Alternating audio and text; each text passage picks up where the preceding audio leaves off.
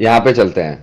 अब तुमने यहाँ पे तो हम पिछले एपिसोड तक समझ गए थे कि कर्म इशू नहीं है। इशू क्या है? I is doing it. तो कोई भी यदि तुम कर्म कर रहे हो, उस कर्म से पहले यदि तुम उस कर्म को, चाहे वो बढ़िया कर्म हो, खराब कर्म हो, जैसा भी कर्म हो, अब तुमको नहीं पता है, तुम्हारे ऊपर है ही नहीं, तुम कर ही नहीं रहे हो। तो सबसे पहले तुम क्या करोगे? उस कर्म को समर्पित कर दोगे। समर्पित कर दोगे मतलब कि भाई इस अकाउंट में चाहे अब इससे सम्मान मिले, अपमान मिले, चाहे इससे प्रेज मिले कि हाँ भाई बाबा जी ने बहुत बढ़िया एपिसोड किया, बहुत समझ में आया, चाहे ऐसे आए कि भाई क्या कर रहा है, ये तो कुछ नहीं है, इसे तो ब्ला ब्ला ब्ला ब्लू करता रहता है। अब वो जो भी होगा मेरे खाते में नहीं जाएगा, हो जाएगा महादेव के खाते में। ठीक है। इसको क्या बोलते हैं? कर्म योग। हम ये चाहे कुछ भी काम कर रहे हो, उस कर्म को यदि तुम करने से पहले भगवान को समर्पित कर दो, या फिर किसी बड़ी एंटिटी को समर्पित कर दो, तुम खुद उसका क्रेडिट ना लो। खुद क्रेडिट लेने का मतलब क्या होता है? खुद क्रेडिट लेने का मतलब है कि वो आई के खाते में जा रहा है। तो आई को तो पकड़ना था हमको, है ना? इसको तो पकड़ना था कि ये नहीं होना चाहिए। I am not doing, Shiva is doing. I know, Shiva yes. ये आजकल के तुम लोग ऐसे ही समझते हो ना, ग्रीन फ्लैग रेड फ्लैग, तो इसको ऐसे ही समझ लो। I red flag, Shiva green flag. तुम अपनी लाइफ में बैठ के तुम ध्यान भी नहीं कर पा रहे हो, तुम कुछ और भी नहीं कर पा रहे हो, तुम नाम जप भी नहीं कर पा रहे हो, तुम कुछ भी नहीं कर पा रहे हो।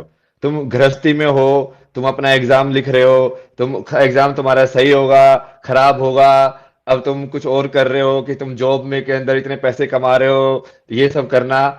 ठीक है। अब वो चीज को सबसे इजी जो है कि और ये इसका उस सवाल का जवाब भी है कि क्या योगी बनने का मतलब यही है कि सब कुछ छोड़ के तुम चले जाओ और तुम लाइक ध्यान में बैठे रहो, तुम प्राणायाम करोगे तभी तुम योगी हो सकते हो? नहीं।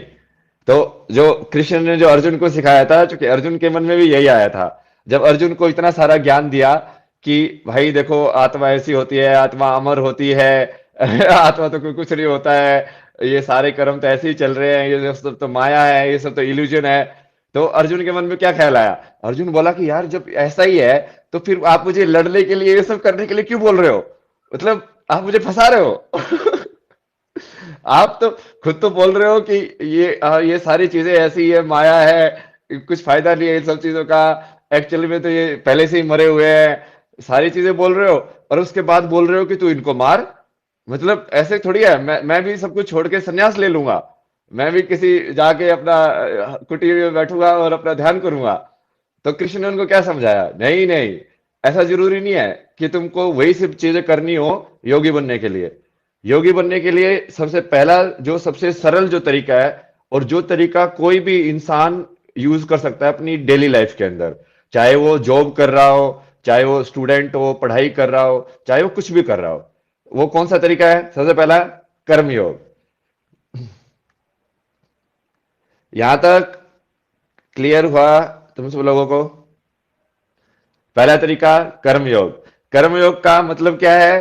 कर्मयोग का मतलब यही है कि तुम जो भी कुछ करोगे वो उसका फल तुम्हारे हाथ में तुम नहीं दोगे, तुम कर्म पूरा करोगे। लेकिन इसमें है ना, कुछ लोग ऐसे हैं कि वो ऐसे वो भगवान के ऊपर छोड़ देते हैं। जैसे मैं एक वो वीडियो ही देख रहा था ना उसकी, कि अब वो मतलब वो भक्ति वाली भजन वाली वीडियो है, तो उसके अंदर वो जो लड़का जो होता है, वो एग्जाम के जब भी ऐसे पढ़ने वढ़ने की बात आती है तो वो बोले कि नहीं भोलेनाथ संभाल लेंगे, भोलेनाथ संभाल लेंगे। तो उसने पढ़ाई नहीं की। पढ़ाई नहीं की तो भोलेनाथ ने संभाल लिया, भोलेनाथ ने फेल कर दिया। तो उसका मतलब ये नहीं है कि तुम कर्म करना ही छोड़ दो कि हाँ अब तो महादेव ही कर्म करेंगे, अब तो शिवा ही कर्म करेंगे। नहीं नहीं नहीं नहीं, उसका मतलब है कि तुम अपने, तुम्हारे हाथ में जो है उसके हिसाब से तुम पूरी वो अपना, जैसे अर्जुन को उन्होंने बोला ना कि तू, तेरे को जितने भी धनुर्विद्या ये सब जो आती है तो अपने पूरी शक्ति से तीर चला, लेकिन तू हारेगा या जीतेगा वो तेरे हाथ में नहीं है। अब उसका फल जो है वो तेरे को शिव के ऊपर छोड़ना है। अब वो फल का क्रेडिट आई को नहीं जाना चाहिए। मतलब चाहे वो चीज सफल हो, मान लो अब तुमने कर्म किया, ठीक है। सबसे पहले तो इसके अंदर एक मिसकंसेप्शन क्लियर कर देते हैं कि कर्मयोग का मतलब ये नहीं है कि तुम भाई कुछ भी अपने हिसाब से करो ही ना, ठीक है। कर्म योग is not equal to no action.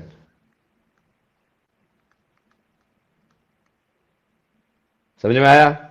पहला मिसकंसेप्शन। कर्मयोग के मतलब कि तुम अपनी एबिलिटी के हिसाब से, जैसे अब इसको तुम लाइक मैं अपने एग्जांपल से तुमको समझा सकता हूं कि अभी अपनी एबिलिटी के हिसाब से मैं इस स्ट्रीम को जितना बेहतर तरीके से कर पा रहा हूं, आई एम ट्राइंग। अब इसके बाद क्या होगा क्या नहीं होगा, अब वो मेरे को नहीं पता।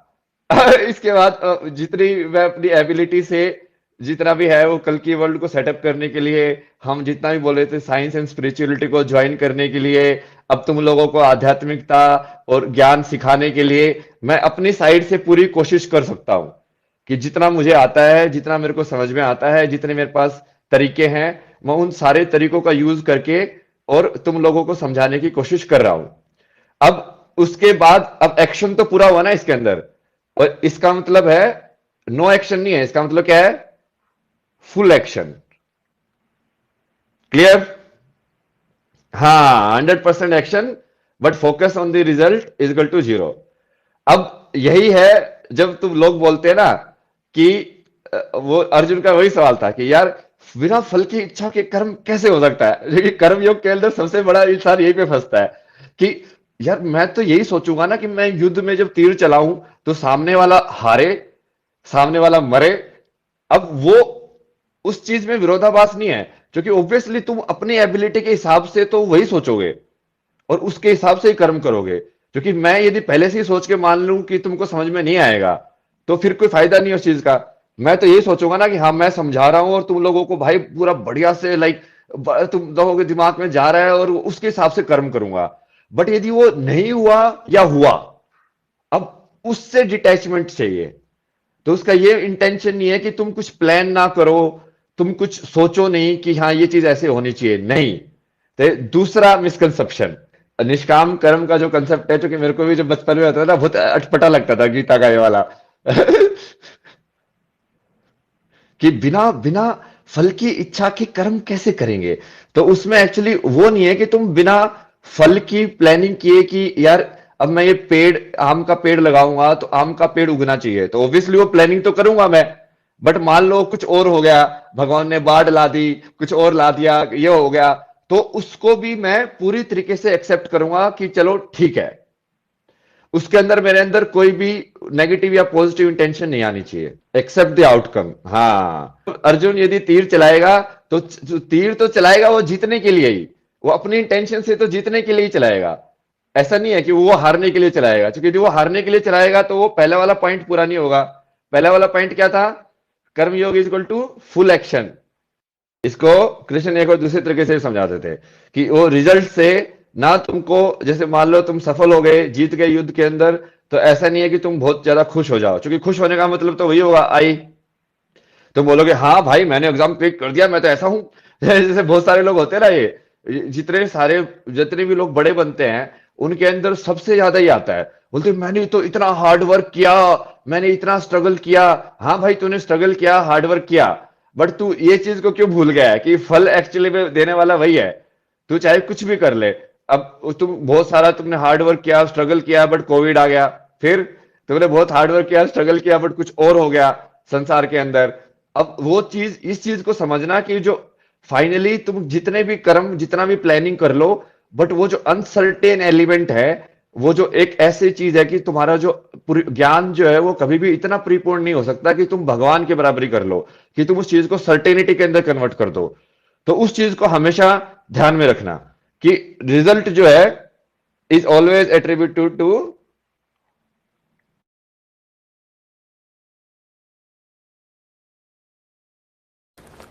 सिम्फनी ले आया है। हाँ पापा। बढ़िया। एक बात बता, और भी तो कूलर हैं कम वाले। पर माँ तो एक ही है ना।